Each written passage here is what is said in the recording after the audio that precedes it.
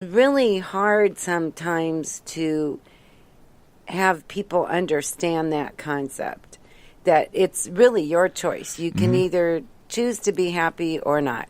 And I was having problems in the morning when I first would wake up. I don't know why. This is just recently. Not good things would pop in my head first. And I'm not used to that happening. And I felt myself being down until I realized, well, it's something in the morning that I'm doing. So now I set my alarm to my favorite song. And, I change it every now and then. And so, boom, I wake up happy. Yeah. And that's when it all starts. Yeah, it's the best time for it to start. Yes. Yeah, Abraham Hicks talks about that. Yes. It does. At night, you go to sleep, providing you don't have horrible insomnia, and you and you wake up with the clean slate. I mean, you go to bed happy. That's really good, but it's the next morning when you wake up with the clean slate, and the happier you can be, the better things go. Right, and one of the things that I'm an avid Abraham Hicks fan as well, but one of the things that I learned from Abraham Hicks was when you go to bed at night to be grateful. Oh, yeah. Even if it's just for the pillow that your head rests upon. Yeah. And that is, boy, I don't have bad dreams or anything and if I forget to do that, that's what I thought my problem was, when I wasn't waking up happy. And maybe it was. I just wasn't being sincere enough. Yeah. There's a thing that Greg Braden talks a lot about. It's called heart math. And what it is heart and brain coherence. So you have your brain, but your brain has a filter. And you have your heart, and the heart actually has like 50,000 neurites. Yes. Neurites. So the heart has a brain. Yes, and as does the gut. Yes. But that heart doesn't. But the heart brain doesn't have a filter. It'll tell you the truth right off the bat. And so there's these breathing techniques where you're using mantras of appreciation, gratitude, caring, and compassion. Greg Braden. Yeah. And there's a company called Heart Math and there's actually a computer program or an app you can download to your phone, and then send away for this ear probe, and it measures the heart rhythms with the breathing, and it'll let you know when you're in compliance. Coherence, not compliance, in coherence, where the heart and the brain are coherent, and the magnetic field and the energetic field of the heart far dwarfs that of the brain. Yes. It's just giant. Isn't that amazing? Yeah, it is. And, I love so much that science is starting to prove what mystics and have known all along. I mean, all that stuff was handed down through generations in our Indians, all these China, all these different modalities of healing and even contemplation, and it's all true. And they knew it all along. It's so funny. Do you know Dr. Joe Dispenza? Yeah, he's in that Hay House group with Greg Braden and Bruce Lipton and Marianne Williamson and all those people. Yeah, it's And I really like him because, number one, the reason why he's doing the research, do you know about that?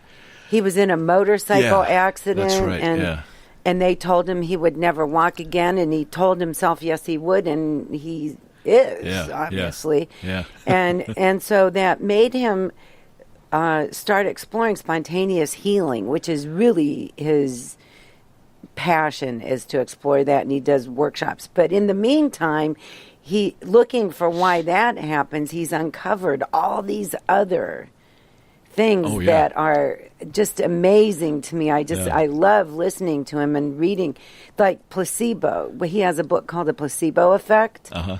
And he talks about this one study that was done where people were given a placebo, and when they ran out, but they didn't know, now you have to tell people, but they didn't know that it was a placebo, and about 87% of the people, when they ran out, were calling asking for more. And then they ran another one, and they told the people, you're the placebo group and you're not. and the placebo group had a bigger overall. I think it was for anti-inflammatory of some type, if I'm not mistaken, and it was more successful than the actual drug they were testing. Yeah, yeah. Isn't that amazing? Yeah, the power of the mind. Yes. Yeah. So And belief. really, if you believe that this is going to cure you, then it will. Really, basically, that's it. Yeah, yeah. One other thing about the HeartMath thing, when you get the strands of DNA have these things called telomeres on the end of them, and it's almost like a slipperiness. Is that what makes them? No, it's like a shoelace, like a brand new shoelace. You got that plastic covering on it, holding the end of the shoelace, and that's what the telomeres are like. And each time the DNA replicates itself, those telomeres start fraying, and then pretty soon they're all frayed out, just like an old shoelace, and you get old and die, kind of thing. And they've shown that those telomeres are actually starting to regenerate with the HeartMath, with the heart-brain coherence thing. Yeah. Wow, that's really interesting. Yeah, it's all very amazing. Yeah. Yes, I just love stuff like that. It's hope. I don't know. It's just so fascinating. Yeah, hope for the future. Yes, it is. And as more people get acclimated to alternative types of healing, that things are going to change drastically, even in med schools. Oh yeah, they're starting to get there. Freer thinkers are coming into the planet. Mm-hmm. And where they're going, we're doing this. Why? Because we always have. Well, that's silly. Right. It's like the young people in Israel and Iran. They're talking to each other, saying, "Hey, we don't hate you, and we don't hate you either." Just as soon as our parents die off, we'll have a much better life, much better world to live in. Right? Yes, that's interesting. Well, and encouraging. It's really encouraging. So something I was listening to last night, and I can't remember who it was now.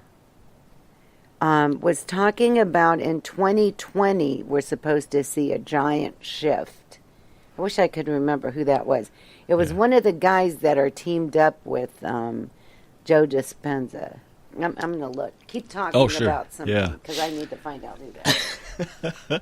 Well, the biggest shift we had from the story that I got was we were on the track for mutual annihilation, Armageddon, the Book of Revelations, and all that kind of stuff, up until 1987, where there was the planetary alignment was such that a vote was taken of all the souls involved with Earth, saying, do we want to continue on this track of mutual annihilation again, or do we want to jump tracks and continue the experiment? Well, the vote was overwhelmingly, let's jump tracks and continue the experiment. And so in 1989, the Soviet Union just disintegrated, just fell apart. And there wasn't going to be any mutual annihilation, and coinciding with the Aztec, the Mayan calendar, Aztec, whatever it was, it's when a calendar ends, it's not the end. It's just you start another calendar. Right. So that calendar is based on a 26,000 year wobble, where our galaxy, or our solar system in the galaxy, goes, above and below the plane that the rest of the galaxies on. Right. And so that creates energetic windows. So 2012, December 20th, 2012 is right where we were right at that point. And the people that have been here forever, the native populations, they said if we made it past here, there's no turning back.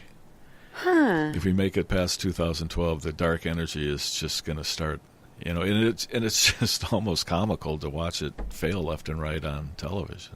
If you care to watch that stuff. Huh. Interesting. Yeah. Guess it was Greg Braden. Oh, okay. Yeah.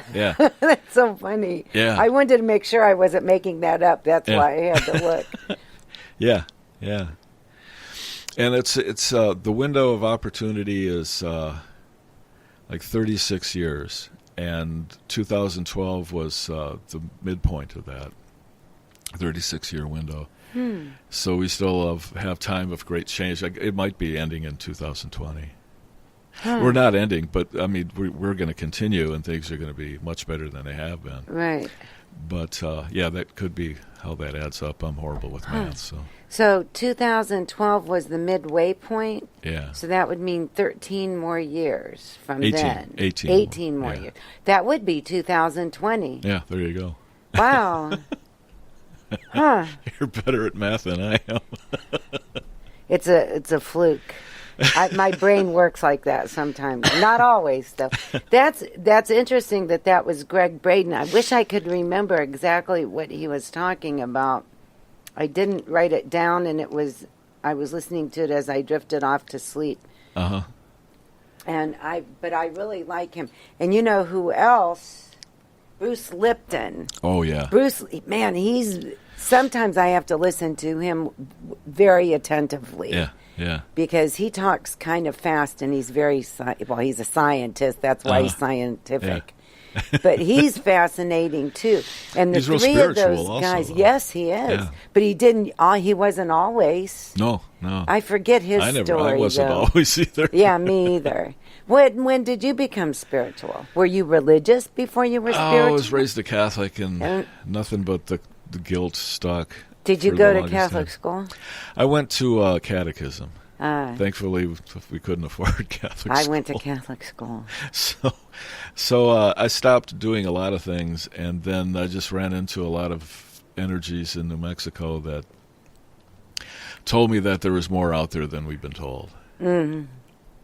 You know, it's funny how I always find it interesting when I meet people how you could have just stayed how you were. Uh-huh. Why did you expand, do you think? Evolve. You evolved. I think because that's what I came here to do. That's a good answer. I accept myself as an old soul. Like lifetime after lifetime after lifetime after lifetime kind of thing. I think you're going to be interested in some of the stuff we offer here at Divalution. We'll have to talk about it. Yes. Yeah. It's very interesting. But and so I'm connecting with that, I guess would be the way to put it.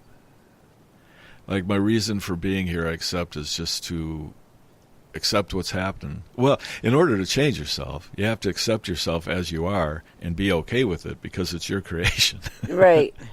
And then from there you can go, okay, I'm done with this. I can become something better. And you know, let's talk about that for a second because that's a very interesting point. And women especially have a hard time accepting themselves as they are. Uh-huh.